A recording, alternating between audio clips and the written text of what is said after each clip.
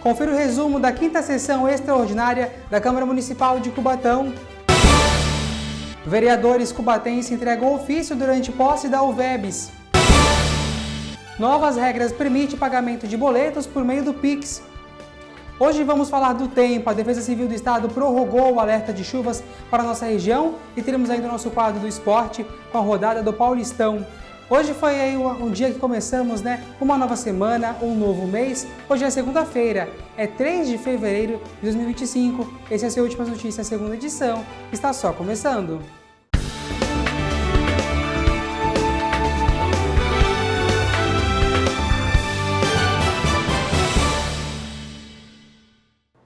Olá, boa noite para você. Na semana passada, aconteceu no plenário aqui da Câmara Municipal de Cubatão mais uma sessão extraordinária da Casa. Foi o repórter Lucas Sena que acompanhou e agora nos conta os detalhes no resumo da sessão.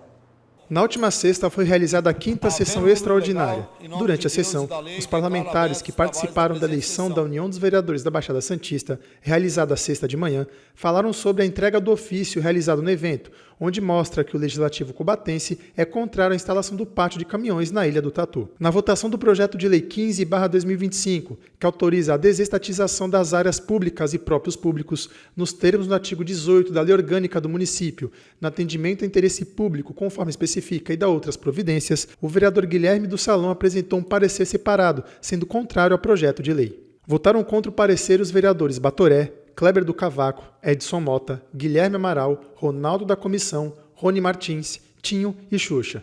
Em seguida, após solicitação de alteração na ordem do dia, o projeto de lei 25/2025, que revoga a lei nº 4.346, de 10 de dezembro de 2024, que autoriza a desafetação e a permuta de bem móvel pertencente ao município de Cubatão por outro bem móvel de propriedade particular, no atendimento a interesse público, conforme especifica e da outras providências, Guilherme do Salão também apresentou um parecer separado, sendo contrário à propositura. Batoré, Kleber do Cavaco, Edson Mota, Guilherme Amaral, Jaque Barbosa, Ronaldo da Comissão, Rony Martins, Tinho e Xuxa votaram contrários ao parecer. Após questão de ordem do vereador Guilherme do Salão, a sessão foi paralisada para que os parlamentares se reunissem com caminhoneiros insatisfeitos com o projeto de lei. Na votação do PL 28/2025, que altera os anexos 1 e 2 da Lei nº 3.562, de 3 de dezembro de 2012 e da outras providências, o vereador Guilherme do Salão votou contra a propositura. No projeto de emenda à Lei Orgânica número 1/2025, que altera os dispositivos que menciona da Lei Orgânica Municipal e da outras providências, os vereadores Marcinho e Guilherme do Salão votaram contra o projeto. Os 7 projetos de lei pautados na ordem do dia foram aprovados em primeira e segunda discussão. Na sequência, o presidente da Casa convocou mais uma sessão extraordinária e os projetos de lei foram aprovados. Olha, hoje é a primeira segunda-feira de fevereiro e para os estudantes é também o primeiro dia de aulas após aquele período de férias de final de ano. O período letivo 2025 começa bem diferente, é a primeira vez diante da lei que está proibindo levar aparelhos eletrônicos para a escola, como celulares. Vamos acompanhar. Após muita expectativa, o Ministério da Educação lançou 2 guias que tratam do uso consciente dos celulares nas escolas. Um é voltado para as unidades de ensino de todo o país e o outro, as redes de educação. As publicações realizadas pela pasta incentivam as conversas com as equipes profissionais de educação e a definição de estratégia para colocar o celular e os tablets como parte do processo de aprendizagem. Além disso, os informativos dão orientações práticas sobre os desafios, as oportunidades e as estratégias para o uso consciente dos aparelhos no ambiente escolar. As publicações do MEC chegam após a sanção da lei que proíbe o uso dos aparelhos portáteis pessoais, como celulares ou tablets, isso em aulas, recreios ou intervalo das escolas públicas e privadas do nosso país. Já para o uso pedagógico, a nova proibição não proíbe o uso dos aparelhos. Os novos materiais que foram postados pelo Ministério da Educação está disponível através da plataforma mecred.mec.gov.br. Lá, o documento apresenta estudos que apontam que a simples presença do celular próximo ao estudante pode impactar de maneira negativa a aprendizagem, o desenvolvimento das crianças e adolescentes. Além disso, causar transtornos mentais e dependências. Os números que o companheiro Camilo mostrou aí, as várias pesquisas, demonstram o acerto que vocês tiveram de aprovar essa lei. Porque nós sabemos, vários países já aprovaram e já proibiram, a França, a Espanha, a Finlândia, a Coreia do Sul, a África do Sul. Vários países já aprovaram e outros estão discutindo isso, porque, no fundo, o ser humano, ele nasceu para viver em comunidade. O ser humano nasceu para viver olhando um para a cara do outro, para brincar, sabe? Porque nós somos feitos de uma reação química que tem que ter olhar nisso, tem que ter abraço, tem que ter, sabe, pegar na mão, tem que ter brincadeira. E hoje começou a valer as novas regras relacionadas ao pagamento de boletos via Pix. A nova medida foi regulamentada pelo Banco Central no ano passado e pretende a modernização da ferramenta com maior segurança e agilidade para os pagamentos. Atualmente já é possível aí pagar os boletos por meio do Pix em algumas instituições financeiras, não todas, mas agora entra em vigor uma decisão do Banco Central que estabelece essas regras mais comuns aí para todos os bancos. E com isso, até um adendo aqui nessa informação, é que quem for pagar os boletos durante o final de semana conseguirá aí pagar de imediato, digamos que será um dia útil para pagamento. Realmente um benefício para quem for quitar a sua dívida, O último sábado foi de eleições em Brasília para a Câmara dos Deputados e também no Senado Federal. Hugo Mota, deputado do Republicanos, foi eleito na Câmara e comandará a Casa Legislativa pelos próximos 2 anos. Em primeiro turno, o deputado federal Hugo Mota, do Republicanos, foi eleito no último sábado para o cargo de presidente da Câmara dos Deputados, com 444 votos dos 513 deputados. Aos 35 anos de idade, ele será o mais jovem a assumir a presidência da Casa, mas carrega uma experiência de 4 mandatos consecutivos como deputado federal. A votação não superou a obtida por Arthur Lira em fevereiro de 2023, quando ele foi reeleito em uma votação recorde, com 464 deputados. Os dois concorrentes na disputa, Marcel Van Hatten, do Novo, e Pastor Henrique Vieira, do PSOL, obtiveram, respectivamente, 31 e 22 votos. Ainda nessa votação, houveram 2 registros de votos em branco. Favorito na disputa, Mota precisava pelo menos da maioria absoluta de apoios para vencer em turno único, mas ele foi além e conseguiu uma fatura ampla de apoio entre os pares. Agora eleito, o mandato de Hugo Mota vai até fevereiro de 2027, quando haverá uma nova eleição para a Casa. Permanente do transitório é a compreensão de que todos passamos, mas as instituições ficam e, para além delas, mais importante, ficam as transformações históricas e sociais de cada era. Ficam a coragem e as posições. Ficam os princípios e não as conveniências. Ficam as convergências que constroem e não as divergências que paralisam e destroem a compreensão de que podemos pensar diferente, mas somos todos iguais no que é indiscutível. Somos todos brasileiros e brasileiras, e seja qual for a visão de mundo, o Brasil nos une e nunca pode nos separar, pois somos o povo brasileiro e o Brasil é o nosso único país. Além de Mota, como eu falei anteriormente, o Senado também teve eleição para a escolha do seu novo presidente. Davi Alcolumbre foi eleito. O senador já era tido como favorito desde o ano passado. O senador Davi Alcolumbre, do União Brasil, foi eleito no último sábado presidente do Senado para os próximos 2 anos. Sua posse se deu com 73 dos 81 votos necessários. A reunião preparatória ocorreu pouco antes das 10 horas da manhã na capital federal. Os candidatos Marcos Duval, do Podemos, e a senadora Soraya Tronic, também do Podemos, retiraram suas candidaturas. Concorreram ao cargo, junto com Davi Alcolumbre, os senadores Marcos Pontes, do PL, e Eduardo Girão, do Novo. O presidente do Senado Federal também é o chefe do Poder Legislativo. É ele quem preside o Congresso Nacional. Entre as funções estão empossar o presidente da República. Também é ele quem recebe os pedidos de impeachment do 321. O presidente do Senado Federal também é o chefe do Poder Legislativo. É ele quem preside o Congresso Nacional. Entre as funções estão empossar o presidente da República. Também é ele quem recebe os pedidos de impeachment dos ministros do STF, além de outras atribuições. Cabe ainda ao presidente do Senado definir a pauta das sessões da própria Casa e do Congresso. A eleição foi secreta e realizada em cédulas de papel. Exige a maioria absoluta dos votos dos senadores. Se nenhum candidato alcançar o número, é realizado um segundo turno com os 2 mais votados. Minhas primeiras palavras não poderiam ser outras. Muito obrigado a cada senador, a cada senadora, pela confiança novamente em mim depositada.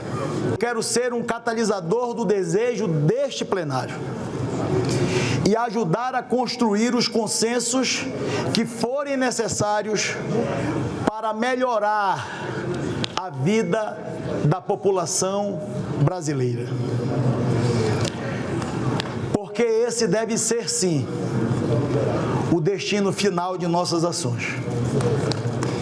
Fazer com que leis, o Estado, o governo ajudem. Agora nós conferimos juntos as vagas de emprego do Pátio Cubatão com o repórter Lucas Sena.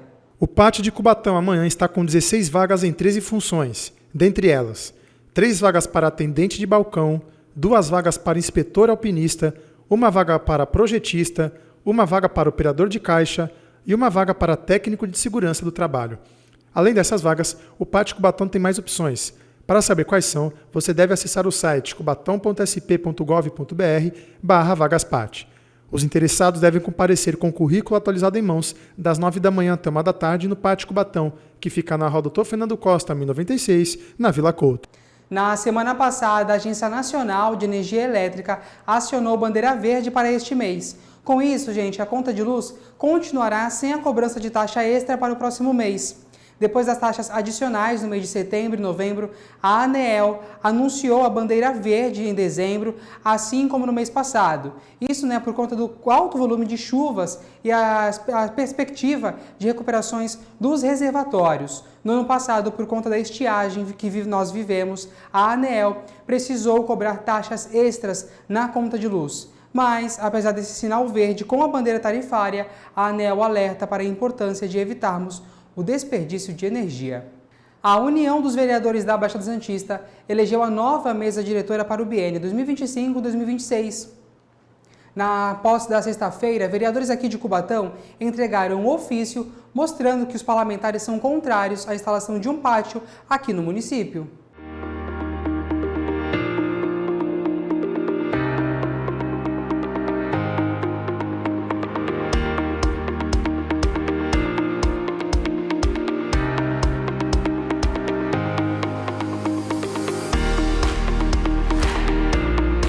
Desenvolvimento da Baixada Santista e União. Esses foram os assuntos debatidos na cerimônia de eleição e posse da nova diretoria da UVEBS, realizada na última sexta. Compareceram ao evento o ministro de Empreendedorismo, da Microempresa e da Empresa de Pequeno Porte, Márcio França, o presidente da União dos Vereadores do Brasil, Gilson Conzatti, a presidente executiva da União dos Vereadores do Estado de São Paulo, Silvia Mello, o deputado estadual Caio França e vereadores das 9 cidades da região. A eleição, que elegeu os integrantes da mesa diretora da União dos Vereadores da Baixada Santista, foi realizada no plenário da Câmara Municipal da Praia Grande. Na oportunidade, os parlamentares cubatenses presentes entregaram nas mãos do presidente eleito da UVEBS um ofício mostrando-se contrários à instalação do pátio pela Autoridade Portuária de Santos na Ilha do Tatu, o que vai afetar mais de 60 mil cubatenses. Em nome da Câmara Municipal de Cubatão, do presidente da Câmara Municipal o movimento referente ao pátio, caminhões na cidade de Cubatão, que não teve discussão devida, e a Câmara, o prefeito da cidade como um todo, dá uma negativa para isso, para a construção, para a criação da cidade de Goiânia. Já é uma pauta para discutirmos isso na UVEBS. Então, quero protocolar o seu documento e espero a participação de todos os vereadores da UVEBS e de todos os 142 vereadores nessa discussão, para que a gente impeça esse regresso da cidade de Cubatão.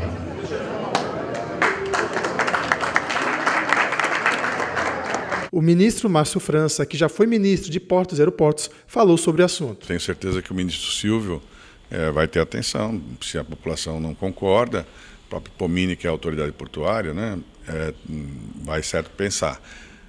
Pátio de caminhão é igual feira livre. Todo mundo quer ter a feira mais longe da sua casa, Então, nós vamos precisar encontrar algum caminho que possa conciliar os interesses, que possa juntar os interesses. É importante ter pátio, mas nem sempre o lugar está bem escolhido. Pode ser que seja melhor escolhido em outro canto. Não vai faltar ideia para a autoridade portuária. Caio França já foi presidente da UVEBS e destacou o papel do grupo na região. O deputado também falou sobre Cubatão e a questão do pátio na cidade. Tenho muito orgulho de ter iniciado a minha trajetória na política enquanto vereador, que é aquele agente político que está mais próximo das pessoas. E falando de Cubatão, que é uma cidade muito pujante, forte, de um povo muito trabalhador, que ao longo dos últimos anos foi perdendo muitas vagas de emprego, e isso preocupa toda a Baixada por conta do polo petroquímico, mas é uma cidade que se reinventou, a gente sempre ajuda com emendas, é uma cidade cortada aí pelas principais rodovias do estado, então sabe que tem todo o nosso apoio, e eu sei que tem pautas importantes na cidade e a União dos Vereadores pode se juntar e defender temas relevantes. Da minha parte, enquanto parlamentar em nível estadual, a gente vai fazer essa intermediação entre os vereadores, entre a prefeitura, os órgãos responsáveis, que nesse caso são os órgãos federais, por licenciamento dessa área, para ver se realmente vale para a cidade ter esse novo espaço utilizado para caminhões. E eu sei que ninguém vai querer colocar um projeto goela abaixo de ninguém, até porque também tem licenciamentos municipais que precisam ser atualizados.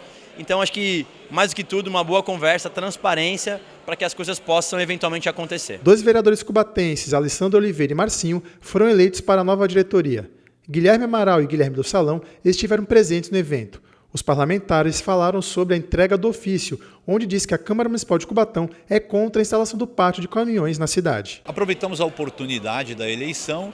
Já protocolamos junto ao presidente agora, o Cadu, que desejamos toda a sorte do mundo e que conte conosco, vamos trabalhar bastante, em relação à implantação do pátio de caminhões na cidade de Cubatão, que a cidade, 99,9%, creio eu, é contrário à implantação desse pátio de containers na cidade de Cubatão. A gente não vê evolução nenhuma, né? A gente briga ao longo dos anos para ter uma cidade atrativa, que as pessoas tenham qualidade de vida, e chega essa bomba para a gente que vai prejudicar diretamente o trânsito, vai impactar nos moradores, tanto Bolsão, Ilha Caraguatá e Casqueiro, e a gente, contrário, veio dividir isso aqui com a União de Vereadores, e espero que não só o VEBS, não só os vereadores eleitos, mas toda a região, todos os 142 vereadores e prefeitos comprem nossa briga, vamos lutar juntos para que isso não aconteça na cidade de Cubatão. Hoje nós protocolamos um pedido da cidade de Cubatão, da Câmara de Cubatão, representando os 15 vereadores, para que a UVEBS, na união dos 142 vereadores,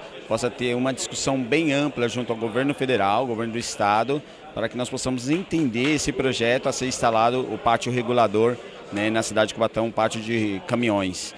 Somos contrários, não somos favoráveis, precisamos compreender o que eles têm a implantar na cidade. Hoje a Câmara Municipal se faz presente hoje porque essas discussões no que diz respeito a desenvolvimento precisam ser discutidas metropolitanamente.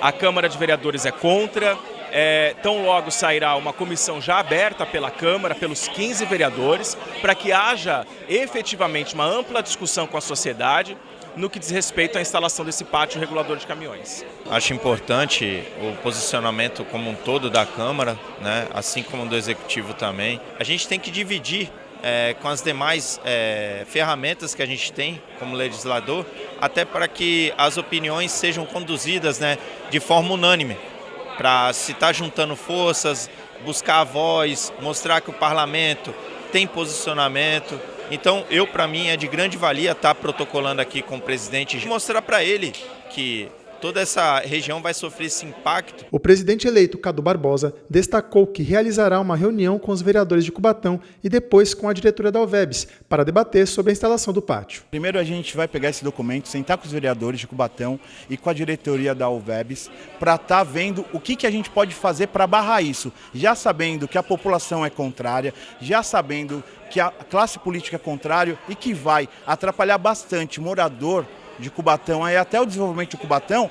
A gente vai mobilizar não só os vereadores de Cubatão, mas também todos os vereadores da Baixada, porque é uma questão regional. Então, a nossa ideia é sentar com os vereadores e traçar uma estratégia para a gente fazer com que isso não aconteça. Primeiro é também fazer uma audiência pública para discutir esse assunto com a população, porque se não discutir com a população, poxa, eles vão lá, implantam o que querem, trazem um prejuízo para a cidade sem ouvir a população, então não pode. Depois do intervalo, vamos falar do tempo. A Defesa Civil prorroga o alerta de chuvas aqui para nossa região e teremos ainda o quadro do esporte com a rodada do Paulistão. É daqui a pouco, até já!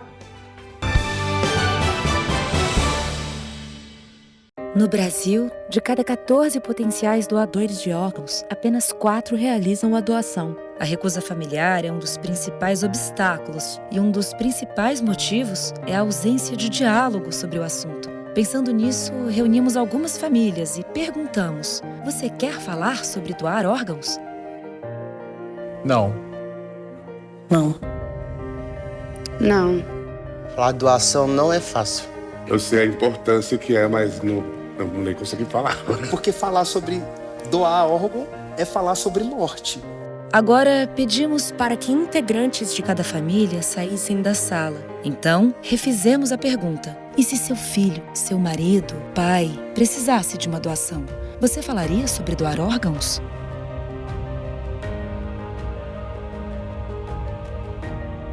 Se meus filhos estivessem precisando de um órgão. Pela vida dos meus filhos, eu falaria sobre doação de órgãos. Sim, com certeza. Pela vida dele. Para mim, ia ser um momento único, saber que alguém vai doar um órgão pro meu marido. É para salvar alguém que eu amo, né? É para salvar a minha mãe. Precisamos estimular o diálogo sobre a doação de órgãos nas famílias de todo o Brasil. Um dia, sua família pode precisar de um doador ou ter a oportunidade de ser a doadora, mas é preciso conversar sobre isso. Agora, né, pensar diferente, né? Conversar com as crianças sobre isso. Se um dia Deus me levar primeiro do que os meus filhos, né, eu quero ser uma doadora de órgãos. Doação de órgãos. Precisamos falar sim. Ministério da Saúde, Brasil, Governo Federal.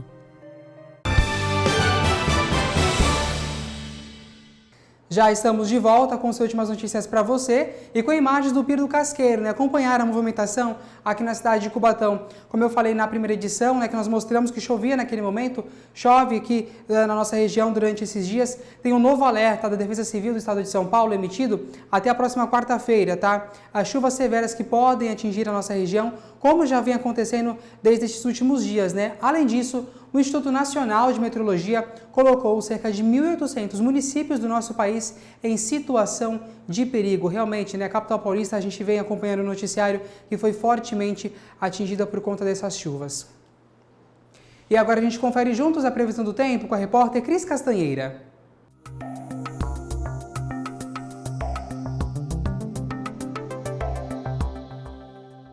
A terça-feira amanhece nublada com previsão de chuva ainda pela manhã. À tarde e à noite também há probabilidade de chuva. As temperaturas oscilam entre 23 e 29 graus. Os ventos são moderados durante todo o dia e a umidade relativa do ar tem variação entre 74% e 97%.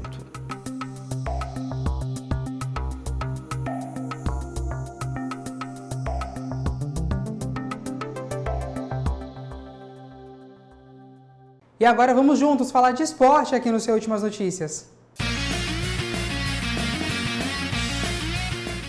Gente, no clássico Santos-São Paulo, o efeito Neymar, parece aí que o Santos foi para cima, né, e conseguiu vencer do seu adversário. O Corinthians e o Palmeiras fez a lição de casa e ganharam aí nos 2 jogos. A reportagem é do nosso menino Ney de Cubatão, Lucas Sena do Moicano. Vamos acompanhar. A Vila Belmiro recebeu, debaixo de muita chuva, o clássico Sansão. Foi tanta água que o jogo, que estava marcado para as 8h30, teve que começar 1 hora depois. Com a bola rolando, o São Paulo saiu na frente. Lucas recebeu o passe, fez o giro em cima da marcação e finalizou, 1-0. 7 minutos depois, após cobrança de lateral, Tiquinho e Guilherme triscaram na bola. O segundo desvio fez Rafael trabalhar e a bola sobrou com o estreante menino da Vila Bom Tempo. Ele finalizou mal, mas Guilherme foi lá e balançou as redes. O gol marcado pelo camisa 11 foi o gol número 13.000 da história do Santos Futebol Clube. No segundo tempo, teve vira-vira. A jogada que começou pela esquerda chegou no Soteldo. Ele tocou para o Bom Tempo, que finalizou forte e marcou seu primeiro gol, justamente na sua estreia, 2-1 Santos. O gol que decretou a vitória santista foi do iluminado Guilherme. O camisa 11 santista recebeu um passe milimétrico do Diego Pituca e saiu de frente com o goleiro tricolor, 3-1 Santos. No mesmo horário, mas na capital paulista, Corinthians recebeu o Noroeste e fez a lição de casa. Igor Coronado abriu o placar no primeiro tempo. Na segunda etapa, Thales Magno ampliou para os donos da casa. No apagar das luzes, Pedro Felipe descontou para a equipe do interior, 2-1 Corinthians em Itaquera. O Corinthians joga logo mais às 9h30 da noite contra o Novo Horizontino. A partida é válida pela 11ª rodada da competição e foi antecipada devido ao Timão jogar pela pré-Libertadores no dia 19 de fevereiro. Já o Palmeiras jogou em Campinas contra o Guarani e ganhou de forma tranquila. O Verdão saiu na frente com Richard Rios e Maurício. No segundo tempo, Estevão ampliou o placar.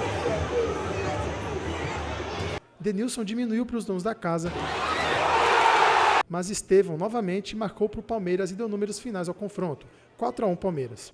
O Alviverde busca a liderança do Grupo D, mas tem o São Bernardo com uma campanha muito boa à sua frente. A mesma situação do Corinthians no Grupo A, que está atrás do Mirassol. No Grupo B, o Santos assume a liderança com a vitória no Clássico. Já o tricolor paulista, mesmo com a derrota, segue na liderança do Grupo C. No Paulistão A2, a Briosa, mesmo com a mudança de treinador, não se encontrou e perdeu mais uma. Foi até Lince e perdeu para o Linense por 2-0. Gabriel Luiz, o Canela e Cauê marcaram para os donos da casa. A Portuguesa Santista está na 14ª colocação com 4 pontos e o sinal de alerta soa em Eurico Mursa. No Paulistão A4, o Jabaquara foi até o interior paulista e conquistou sua primeira vitória na competição. O Leão da Caneleira ganhou da Inter de Bebedouro por 2-1. Darlisson abriu o placar aos 9 minutos e Fabinho, aos 31, ampliou o marcador. Aos 39 minutos da primeira etapa, Kiko diminuiu para os donos da casa, mas o placar foi 2-1 para o Leão da Caneleira. O Jabuca respira na A4, na 12ª colocação, com 4 pontos. Faleceu aos 82 anos Antônio Lima dos Santos, o Lima, para os santistas. O Coringa da Vila, um dos ídolos eternos do Santos Futebol Clube. Nascido em São Sebastião do Paraíso, Minas Gerais, ele começou no futebol aos 16 anos, na Juventus, e chegou ao Santos em 1961. Ao lado de Dorval, Mengalvio, Coutinho, Pelé e Pepe, conquistou 22 títulos, dentre eles o bicampeonato da Libertadores, bimundial e 6 campeonatos brasileiros. Sua carreira foi marcada no Peixe, na seleção, pela polivalência, jogando como zagueiro, atacante, lateral ou meia. O Coringa da Vila, nos 10 anos que ficou na equipe santista, fez 692 jogos, marcando 63 gols, sendo o 4º jogador que mais vestiu a camisa do Santos. A equipe santista decretou o luto oficial de 7 dias. Os nossos sentimentos aos familiares e também amigos.